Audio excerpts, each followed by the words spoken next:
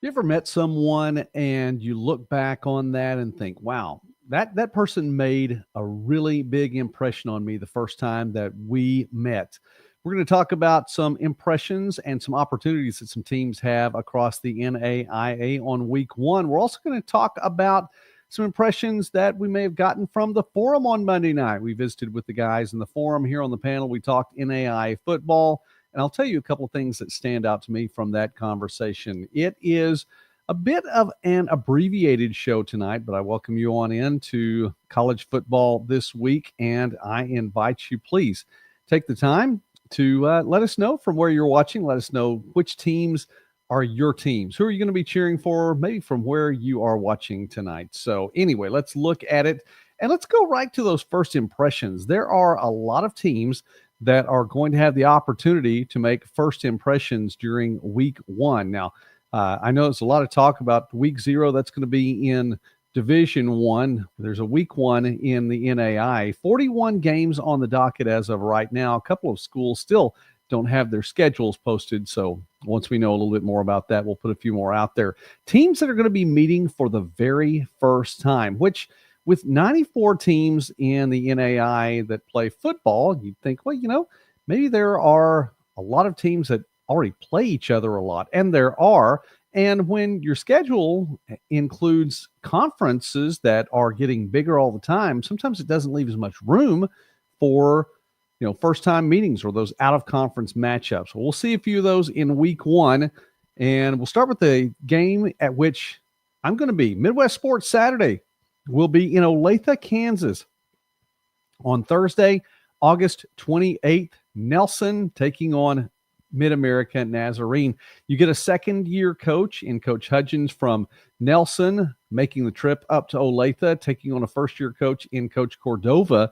And so we'll have an opportunity to see a little bit about what these teams look like. Nelson coming off a 4-6 season last year, and it was back-to-back 4-6 seasons. So I'm sure that the Lions want to show something a little bit different for Coach Cordova, being part of the team that had Mid-America Nazarene in the playoffs last year, but with a little bit different look to the offense. Adrian Parsons, who had been there for so long, set records and definitely a big part of the record book there at Mid-America Nazarene. He has expended his eligibility. So the question is, who's going to step up and take that spot there? And, of course, probably as big a news as any coming out of Olathe then is the fact that it's going to be new facilities. So brand new stadium there, and we're going to be there for that. So Midwest Sports Saturday on that day. I believe we will be starting at 4 p.m. on that Saturday. So keep that in mind and look forward to getting to visit with everybody on that day. All right, let's give a shout out. Hey, Mark, shout out really quickly. Glad you're watching tonight. Thanks for tuning in on college football this week. Appreciate you being part of the chat as well. First impressions. How about this one?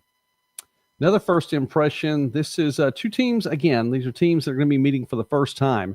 Judson at Mayville State. Now, Mayville State dominated the chat on Monday night during the forum, and it was nice to see all that Comet talk. By the way, I'm a Comet too. Now, I'm not a Mayville State Comet, but I graduated from Dixon High School in a year that starts with a 1, so we'll just go ahead and go with that. But we were the Dixon Comets. Love that mascot, love that name. So every time I see Comets, I'm still stoked about that. Judson with a new head coach in Coach Quinn, even though he's been there at the program before. He brings in an offense that is it's pretty impressive. And we'll see if it translates from all of the power that is shown on the high school level. We'll see how well it translates onto the college level on the road at Mayville State. And the Comets just seem to always be poised to do something well. And I know that Coach Larson has that team in good shape. We've talked about them already, and I look forward to seeing good things from them this year. Judson needs to win a couple of games, and this would be a good place to get started in the out-of-conference matchup. Mayville State playing at home in this one. So first impressions, we continue. Midland at UMary. The Warriors going up to take on a Division III opponent in UMary, and Division II. And this is a big deal for Midland. Got some comments last week that this could be a good year for the Warriors. I have no doubt about that. Coach Jamrog always has his team in a good position. Midland picked fifth in the GPAC, which we'll look at that preseason ranking here in just a moment. Do they have the firepower to get it going? And of course, if you can come away with a non-conference win, especially with a GPAC schedule that you're seeing all year long. So Midland trying to make a good first impression, or make it where UMary remembers that the Warriors came up to visit on that Thursday. Now, those are 3 Thursday games during week one. Week one also has a number of games. I believe last count I had was 29. And again, a couple of schools still posting their schedules.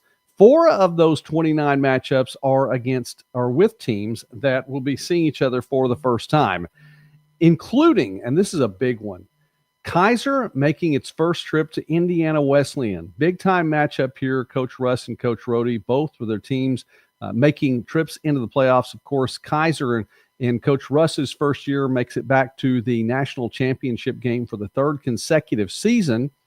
And then Coach Rohde making it into the quarterfinals once again. This is a very, very tough Indiana Wesleyan team. And I think the quarterback matchup could be something that is big for both of them. Of course, for Kaiser, they're going to bring back Shea Spencer one more time. And I'm telling you what, he really is. He is the ageless wonder. He brings experience. He brings talent. He brings a lot. And Kaiser, of course, backs down from absolutely no one in their non-conference play. They're making that trip to Indiana, up to Marion. And the Wildcats then, of course, Isaac Smith, the offensive player of the year, he comes back. It's going to be a different look at offense. Arjun Lothi looks to be taking the helm there. At least that was the idea that I got from Coach Rohde a little bit earlier this season when we were visiting there. New quarterback at play there. Both these teams have solid defenses. A long trip for Kaiser, and this is to open the season. Now, the flip side of that may be, yes, you have a long trip, but it's to open the season. So there's going to be a lot of, not really jitters or butterflies or anything like that. There's a lot of anticipation there, and some of that can work its way out on a long road trip. So maybe the best time to take a road trip like this is this opening game of the season for Kaiser to make the trip up to Indiana Wesleyan. So both teams trying to make a big impact and get that first impression. Florida Memorial at Reinhardt. First time these two programs have met. And so teams that aren't too far away from one another, at least not like Indiana Wesleyan and Kaiser. Florida Memorial stepping into a good place. New head coach there is Coach Jones, is taking the helm there for the Lions on the road at Reinhardt. And Reinhardt coming off the first season in 10 in which the Eagles did not make the playoffs. So definitely wanting to start things off on a positive note there to get the impression, anybody in the country listening, is anybody watching, what can Reinhardt do here? Coming with a big win against Florida Memorial would be huge and a great way to open the season. Meanwhile, for the Lions, trying to find footing in the Sun Conference, this could also be a big opportunity as well. So another one, Mount Marty at Clark. Mount Marty, the Lancers, coming off the first winning season in program history. Coach Micheletti doing a great job there in Yankton. And, well, the boys from Yankton are going to be in the road at Clark in this one. Out-of-conference matchup, the GPAC at the Heart. Big matchup there. Can Mount Marty take some momentum? Now, bad taste in their mouths from that final game of the season last year. Those Lancers who are coming back probably have thought about that game, that one game, those closing seconds of that game over and over again throughout the winter, through the spring, through the summer, and into camp right now. Mount Marty is going to come in wanting to make a strong first impression on Clark. Clark trying to find a place in that Heart conference. And it's a young program. It's a relatively new program, not unlike Kaiser, not unlike St. Thomas, but not having that same success yet at this level. So you get to host in week one and see what you can do. And then, of course, the ultimate first impression. How about Defiance at Rio Grande? Now, the Yellow Jackets are going to be going on the road, and it will be not only the first time these two teams meet, it's the first game for Rio Grande. Again, there's your ultimate first impression. What can you do? What can Coach Thurston's squad do to make that big first impression? We get a chance to do it in front of a home crowd against Defiance. And for the Yellow Jackets, this is also kind of a big deal because it represents something of maybe a little bit more of the norm of what this season's schedule is all about. Last year it was such a hybrid schedule for Defiance. Coming out of Division III, first year in NAIA, but still there were many contracts that needed to be honored. And so Defiance played a number of games against Division III opponents last year. You pick up a win or two here and there, but still it from an outsider's perspective seemed to be a little bit disjointed, trying to find place in the Mid-States Football Association, really not getting a full schedule there. So this year represents something maybe a little bit toward normalcy for Defiance in that, and they're going to be on the road at Rio Grande. I'm going to mention one more opportunity for a team to make a first impression, and it's really not, but it's one of those games that's on the docket that you look at. There are a number of teams that are going to be playing, Division II opponents, Division I opponents in week 1. Louisiana Christian gets a Division I opponent in McNeese State. So Pineville, Louisiana, traveling up the road to McNeese State, not that far away. It's the first time these two teams have met in the modern era.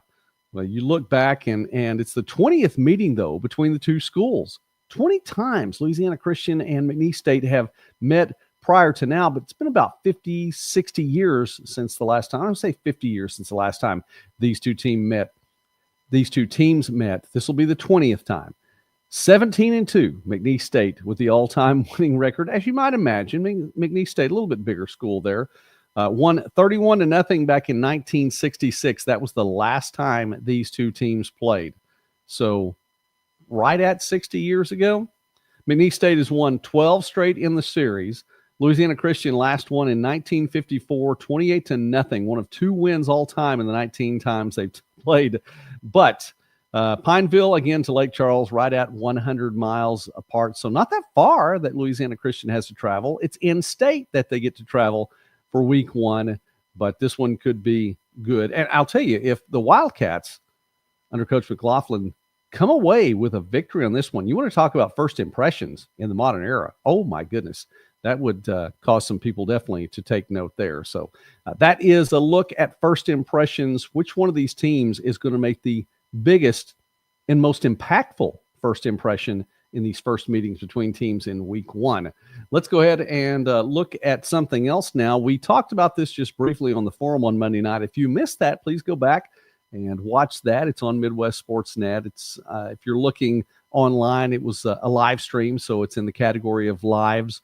And check that out. We had a good visit with Corey and with James and with Vince. Always enjoy visiting with those guys. But we did talk about some preseason rankings. And interestingly enough, there are only 2 conferences of the 9 NAIA football conferences that had their preseason rankings out there. There are a couple more tonight. We'll talk about them. We did get to talk about the Hearts, as the North and South have been selected, if you will, what the coaches think about these 2 divisions, how they play out. Really, probably no surprise, Grandview's at the top of the Heart North. I think we were all collectively thinking Graceland might be picked second, but there's been some change, not necessarily bad, just change. And so it becomes something that's uncertain. Peru State there under Coach Akingay, he's been consistent. The Bobcats have been consistent. I really think that's a pretty good choice there at number 2 as we see what's going to shake out with Graceland there. And then William Penn, St. Ambrose, Culver Stockton, Clark, Hart South. No surprise, Benedictine and Baker are at the top 1 and 2. Mid-American Nazarene with Coach Cordova.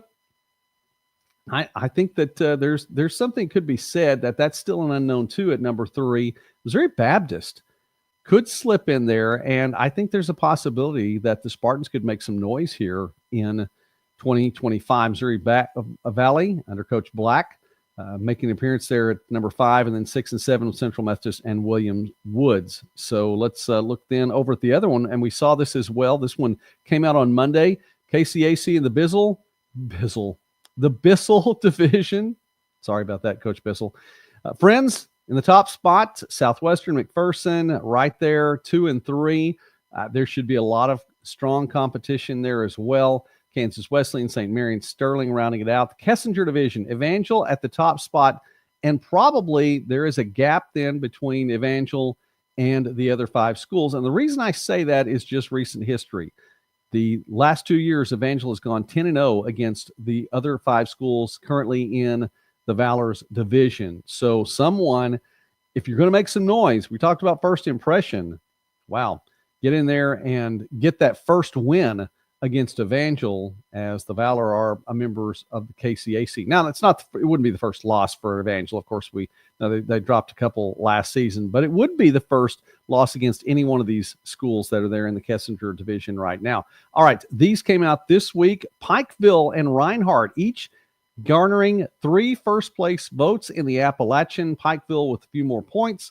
And so Pikeville, the preseason favorite in the AAC. Reinhardt there in second. Bluefield and Point, with new coach Lawrence taking up one of those first-place votes. That's interesting right there. Of course, Bluefield, Coach Lusk still there. Fantastic coach, doing a great job.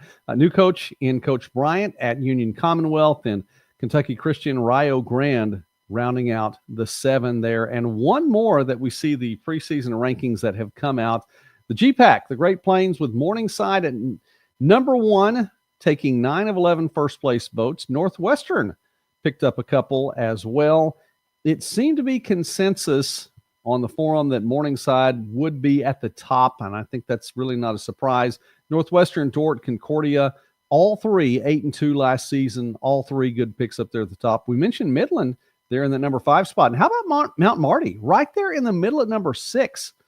This is a program that is slowly and steadily garnering the attention not only of the conference, I believe, of the NAIA, but definitely, and you see there that the Lancers have gained some recognition and picked in that number 6 spot. Hastings, Doane, Dakota Wesleyan, Briarcliff, and Waldorf, the newest member of the GPAC. And then, of course, the other conferences. We talked about the Frontier, and we'll mention that a little bit more. Mid-South. I want to talk about that in just a moment. And we don't need the slide up to do that. There's your mid-states. Again, no preseason rankings from the coaches coming out yet. And then looking here really quickly, I wanted to bring this out. This is one of the preseason rankings that came out this week. This is the New South Athletic Conference. And it's not NAIA, although I think that any one of the 8 programs that are listed there, 7 of the programs, Clayton State wouldn't. Clayton State a little bit higher in division, I believe a Division II school in other sports, but this is coming off club football and now a program that's playing in the New South Athletic Conference. This is the first year the New South Athletic Conference is sponsoring football, and a number of these schools are either USCAA schools or NCCAA schools. And so with the football programs there, I mean, you're not going to get to be a part of an NAIA conference, but I'm sure some of them are going to get to play NAIA opponents. As a matter of fact, Kentucky Christian, I believe, is playing South Carolina Central Christian again this year. Well, this is how it shakes out in the North and the South. Don't be surprised to see these programs on the on the schedule for some NAIA schools in upcoming years. So I bring this out as these are some smaller schools. USCAA schools, NCCAA schools are generally going to be smaller schools, but keep these names in mind. We had a chance to visit with the head coach at South Carolina Central Christian a little bit earlier, and other of these schools, you may have seen them again in your team's schedule. Don't be surprised if you see them there sometime in the future. So we move it back then, and that's a look at the preseason rankings. Let's ask the question, did they get it right? And we often agree with the coaches or the media. Oftentimes it's coaches that make these selections in the preseason rankings. Sometimes we don't. And that's what I want to get to next. I'd like to talk a couple of things, some takeaways from the forum on Monday night. And again, it's online, Midwest Sportsnet.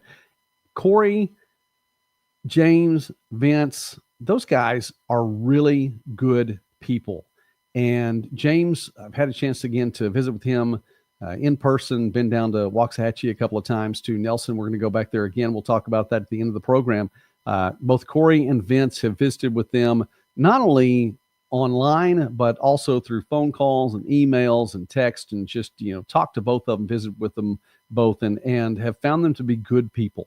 And I appreciate the fact that they come on Midwest Sportsnet and visit with me on my channel. And so it's good to get to visit with them. But talking about what we were talking about on Monday night, NAIA football specifically, a couple things that I thought about. Number one was that Mid-South ranking.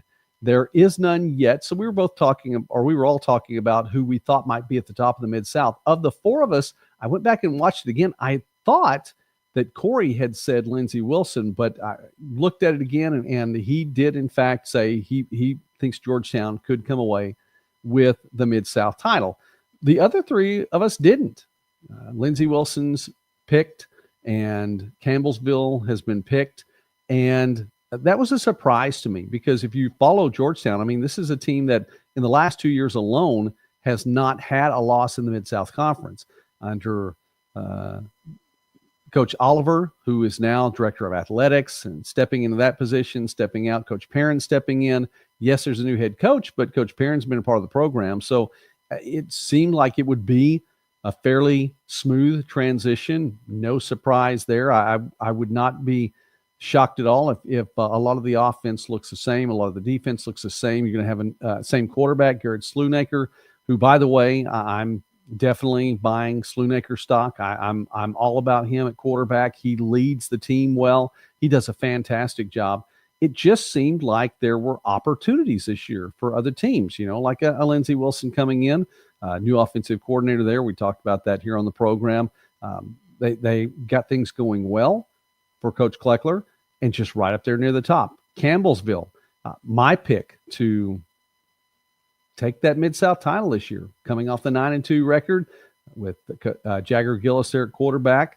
I think that you have to beat Georgetown to get it done, but I think they can. But that was one of my takeaways in the fact that when was the last time that it wasn't either consensus or the vast majority of those talking about who's going to win the Mid-South Conference, that it wasn't all about Georgetown. It wasn't all about the Tigers. And so that was a big takeaway. Another thing that I got from it, we were talking about the rankings not being one of the criteria for the National Selection Committee to be able to pick its 20 teams that are going to be in the football championship series in 2025. And I want to stop right there. And I said it on the forum, and I want to say it again.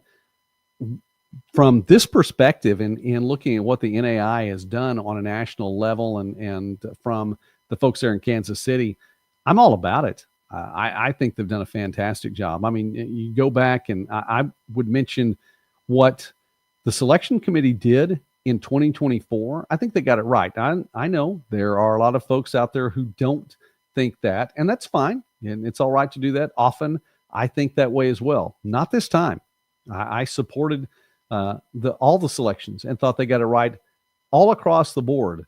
Did they seed things the way I would have seeded it? Not necessarily, but I did think that the field of 20 was the proper field. And I mean, the decisions that have been made and some of the things that we've seen, I'm all about it. I think it's fantastic. James mentioned, though, that after I had said the rankings don't matter and they're not a part of the selection committee's criteria from which they choose and say, hey, this is going to be all right. And James said, well, rankings are always going to matter. It's why they do that.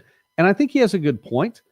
When these things are put out there, if you are one of those who are ranked in the NAIA rankings and the national rankings, and again, these coaches polls that are there.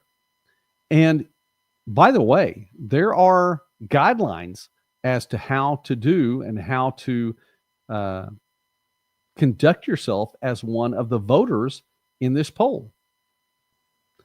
And it's online. You can find it. But I mean, I commend the NAIA for having that too. This is how you are to vote, and it's an unbiased thing, and you need to do things properly. It has to be in by anyway, there's a whole list of rules of how to get it done.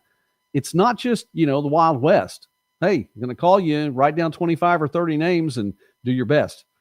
No, it's done properly and it's in order. Now, with that having been said, on a national level, when you post those things out there and it has the NAIA's name with it, yeah, it's going to carry some weight. And whether, it's going to tend toward a bias or not, I don't think that's the case, but people will remember that.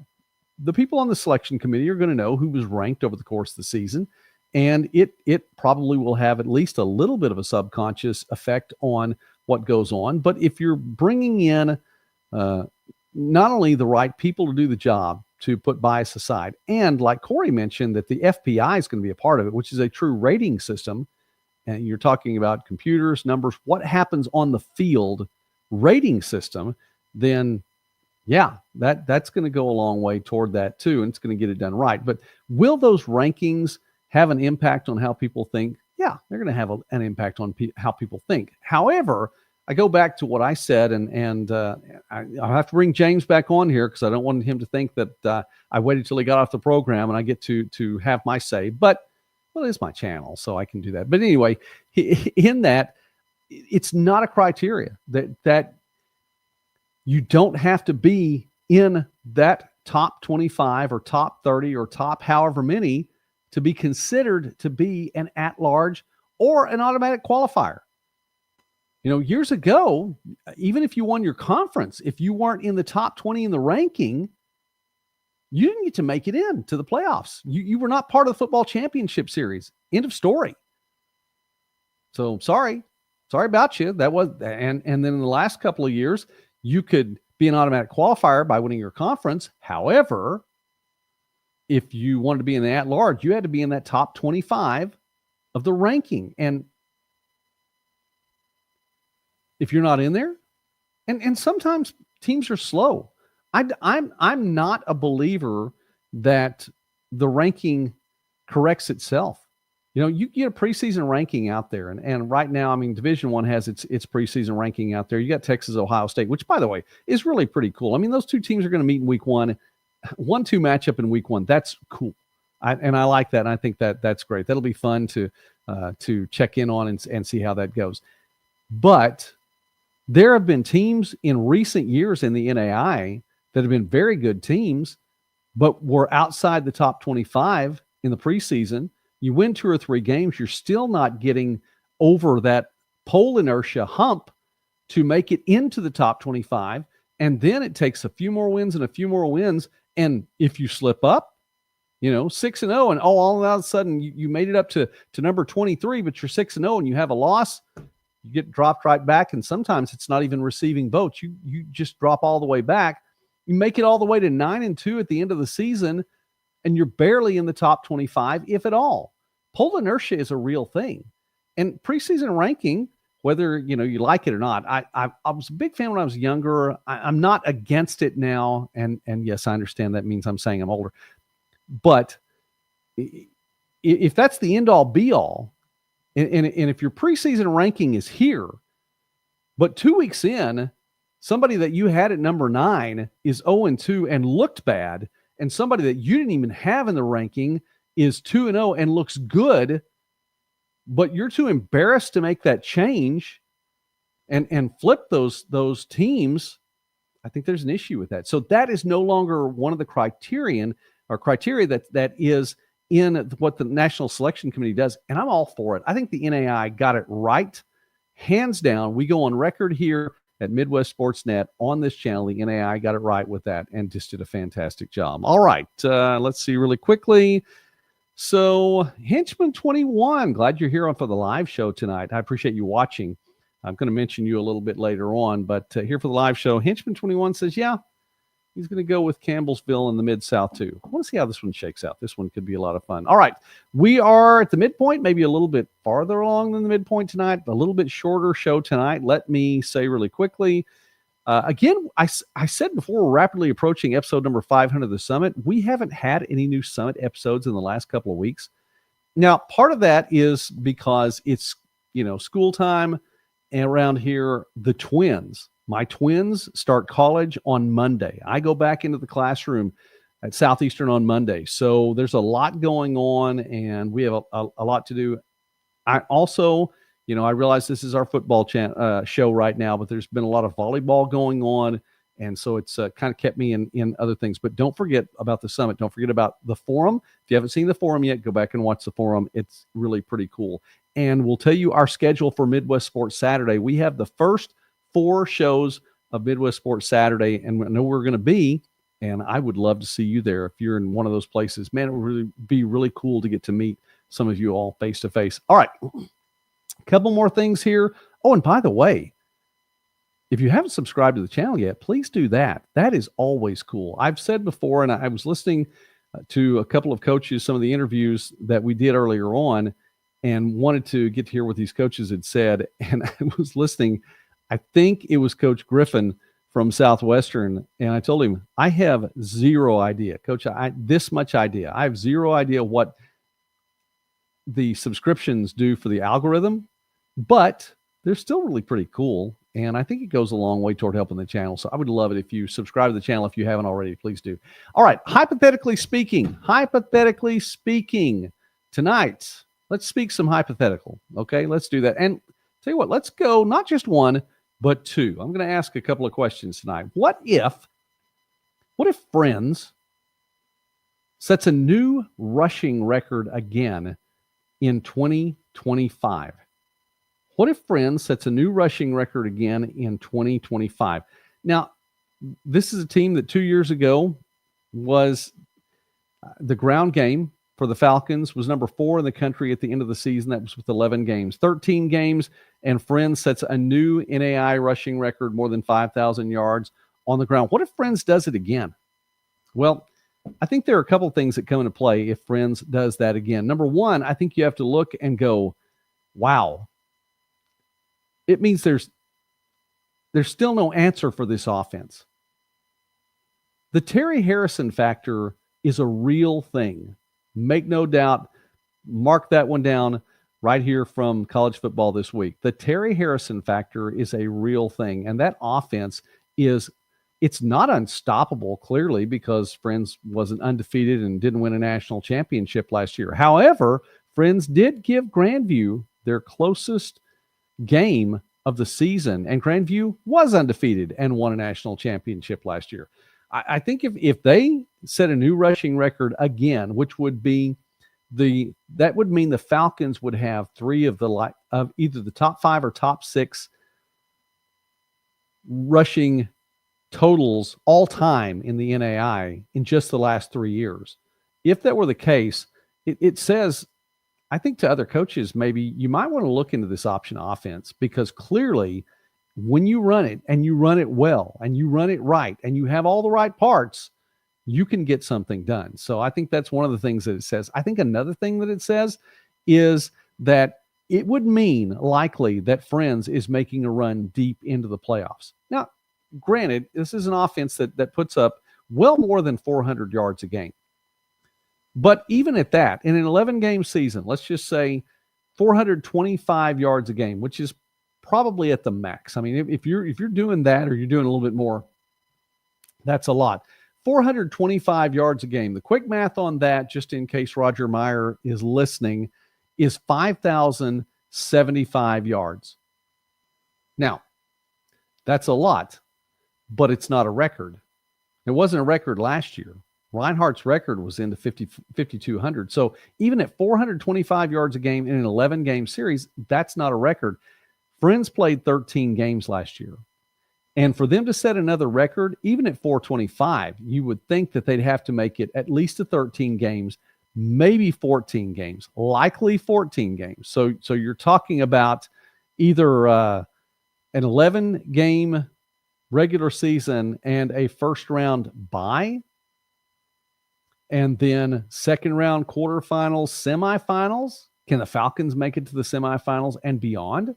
So there's something to be said there. If they have to play in the first round, which is what they did last year, you're talking about making it at least to the quarterfinals. So if Friends sets a new rushing record, it would mean likely the Falcons have made a run deep into the playoffs. And what if they do? I think another thing that comes into play, you have to have Kavonte Baker in the talk for NAI Player of the Year. And the thing about that also is the fact that as a quarterback of an option offense like this, the numbers he puts up are not going to be comparable to what other quarterbacks do.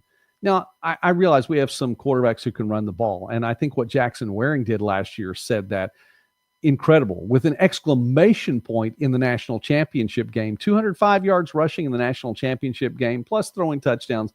I mean, Jackson Waring definitely showed that he was the NAIA Football Player of the Year in and on the biggest stage.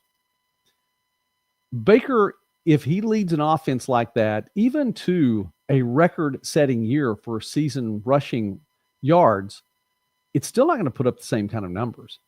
And that's one of those things that as a committee of whoever decides who's the conference player of the year, because the NAIA National Player of the Year is selected from conference players of the year. Whoever's there in the conference has to recognize what he's done. And I'm sure if he were to do that in the conference, that there would be no doubt. And then people on the national level would have to recognize, okay, the numbers are going to be a little bit different. They're going to say something different than what we normally see. However, what has he done on the field? So if Friends sets a new rushing record in 2025, you have to put Kavonte Baker in the discussion for player of the year. What if?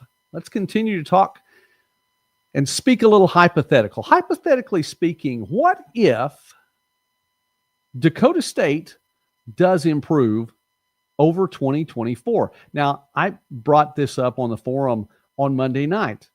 I think one team, well, I mentioned Madonna, and I think Madonna is definitely going to improve over 2024. We'll see how this plays out. Coach Kaminsky, I'm putting you out there. I've got your back, so you've got to back me up now.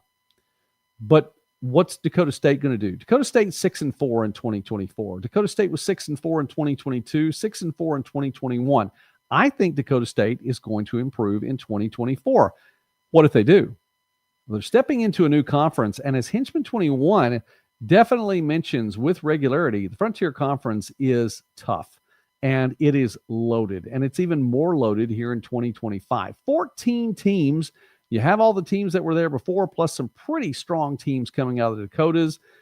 Arizona Christian it looks like maybe finding its feet in the conference, and Simpson yet to win a game, but we know there's potential there in Northern California. So it's a tough conference. So what does it mean if Dakota State improves over 2024? So I'm going to say that the mark of improvement then is a better record.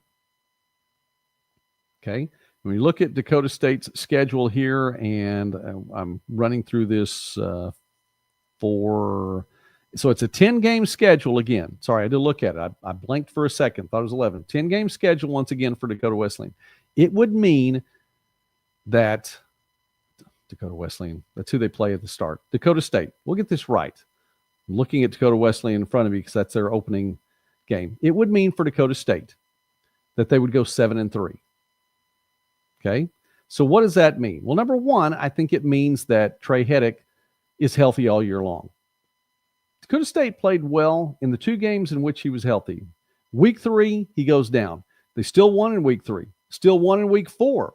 But then things started to go off the rails a little bit, and I think not having the quarterback that you have through the spring, that you have through the summer, that you have through camp, and gets things going, it takes a little bit. Plus the fact that, again, the North Star, not unlike the Frontier in recent years, were playing some of the same teams twice. There were some teams that got another chance at Dakota State after the win. So I think it means that Trey Heddick, number one, is going to be healthy for the bulk of the season, for them to pick up 7+ wins in conference play, at least 7 wins, and not just in conference play, but throughout the course of the season. Number two, I think that means that the defense is able to support what Davion Moses is going to bring. Davion Moses is a defensive back that's going to lock up one side of the field. Will there be support to lock up the other side? Coach Anderson has talked about that. Moses is one of those players that teams and quarterbacks are not going to want to throw to his side of the field. So what does the other side do?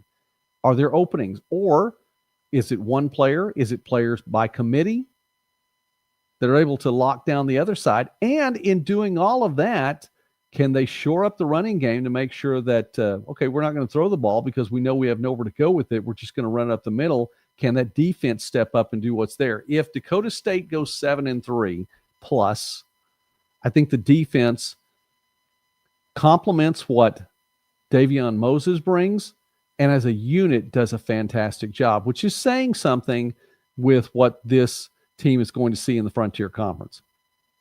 And I think also what it means, hypothetically speaking, if Dakota State improves over 2024, which again, going at least 7-3, winning at least 7 games, I think it says a lot then to the other teams in the conference, and specifically in the Frontier Conference East, because they're going to make some noise. And this is where, we talked about on the forum, the general consensus was that the team to come out of the Frontier East would be Dickinson State. That was my pick. Or Montana Tech. I know that's Henchman 21's pick. A couple more folks say it. And Henchman 21, wow, giving a little Frontier Conference love to Dakota State. They're going to bring it. Nice stadium. Okay. Appreciate that. If Dakota State does it, though, the final take I would have on this, and this is why we had the schedule up there and why I said Dakota Wesleyan, because I looked right at it. I think Dakota State has to win games early. I don't think that the Trojans are going to start off 0-2 or 0-3 and then win 7. You've got to win games early. You got the traveling trophy. Dakota State won over Dakota Wesleyan last year. This is a very, very tight matchup between these two schools. And so another strong meeting for them. This is going to be something big. So you have to win against Dakota Wesleyan, and you have to go to Mitchell to do it. So that's part of it. Win on the road. Win in week 1. Get the traveling trophy. The next week, Nebraska Wesleyan. You go from Dakota Wesleyan to Nebraska Wesleyan. You get this one at home, Division III opponent.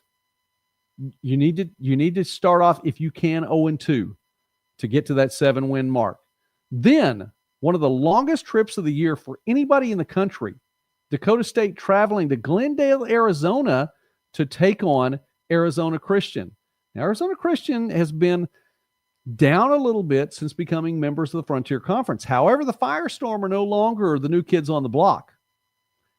Simpson came in last year, and now these 4 teams from the North Star. So Arizona Christian really kind of has their feet under them. You got to get if you can pick up a win there, though, in Glendale, that goes a long way. And then the final matchup that is outside of the Frontier East, this one, and this is where it starts getting to be you're making a statement in the conference. You get Southern Oregon. You get them at home. You get to face Gunnar Yates. Talking about shoring up that running defense. Can they stop Gunnar Yates in that and the Raider offense?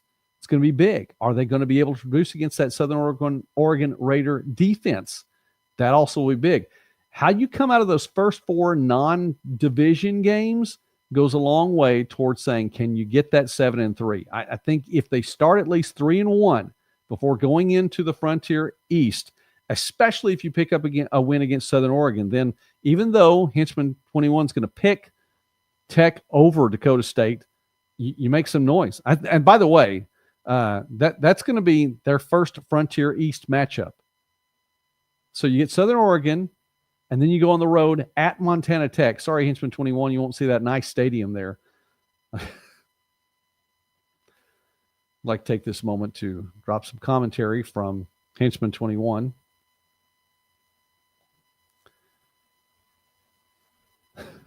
Head coach picks Metallica as its 80 favorite. Going to be tough. Yeah, that was great getting to visit there. You get Southern Oregon, Montana Tech, and Dickinson State all in a row.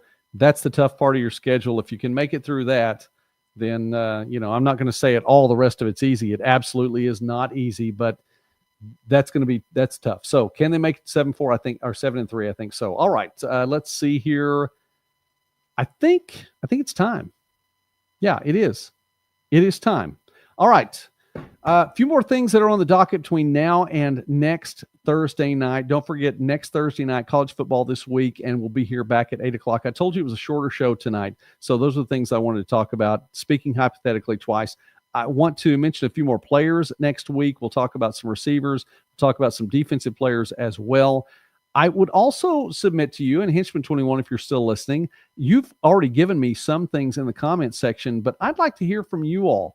Whether you let us know in the comment section or you let me know on Twitter, MW Sportsnet, Midwest Sportsnet's Twitter site, MW Sportsnet. Let us know what your forecast is. What would be your fearless forecast for 2025? Tell me something about the year that you think would be big, and you're going to forecast this is going to happen this season.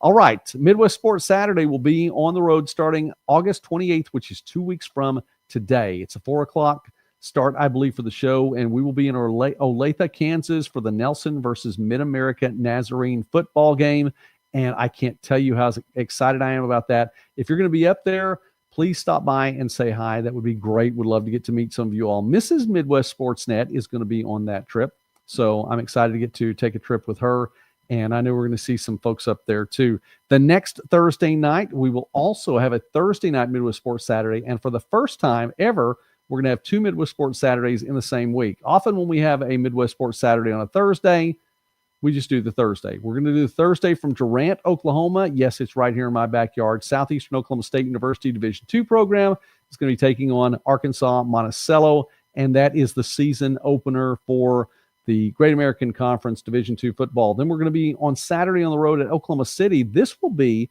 and I know it's college football this week. I'm just telling you, this one's going to be a volleyball match that we're at, and it's going to be Texas Wesleyan at Oklahoma City. We'll be up there, but we will talk football. I promise you, we will also talk football at Midwest Sports Saturday. And then September 13th, the following Saturday, from Waxahachie, Midwest Sports Saturday will originate from Nelson, from the campus of the Nelson Lions.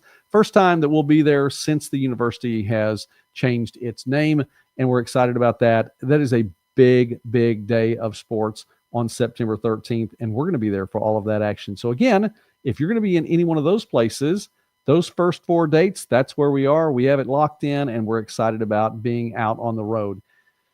I know the friendly white brick wall behind me is not what you're going to see there, but I do like the white brick wall behind me. One of these days, though, this is Studio B, just in case you don't know that. Studio A is all right up here, and I have a spot for it out here on the property. We just need to get it together, so we'll do that someday. But in the meantime, I like this white brick wall. I want to say thanks to Mark. Thank you for watching tonight. Henchman21, thank you for watching tonight. And for the rest of you all, thank you all for watching tonight. If you're watching live, I really appreciate that. Hey, please stop by and check out the channel. Subscribe to the channel. That would be great. We would appreciate that a lot. Again, I don't know what it does algorithmic-wise, but in here, makes a difference, and I think that's really cool. So please do subscribe to the channel. It does help a lot, and watch the videos. And then if you are watching the replay and you made it this far, I mean, wow, you're a trooper, and I can't tell you how much we appreciate you sticking around for all of this. And oh my goodness, how about that? Dave Sellen showing up at the last moment. We were spared at the last moment. That's a reference to Monty Python. Go ahead and look up the Holy Grail for that one. Dave, you spared us at the last moment. Thank you for showing up tonight. We're going to talk about Drew next week. That's already on the docket. So just tell you right now, that'll be on the list. Thanks for watching, Dave. Thanks, Henchman21, and all of you tonight. God bless you all. I appreciate you very much. This channel is growing, and it's growing because of you. And I think that we have a good community here. I really do think we have a good community here, and I really appreciate you and just want the best for you. So for sure, we'll be back on next Thursday night, and that'll be August 21st. We'll have some college under our belt, and then we'll just be 1 week away. All right. Thanks for watching tonight. God bless you all. And guys, have a great, great night. I think that you all are fantastic. I appreciate you so much. Have a good night. God bless you. See you very soon.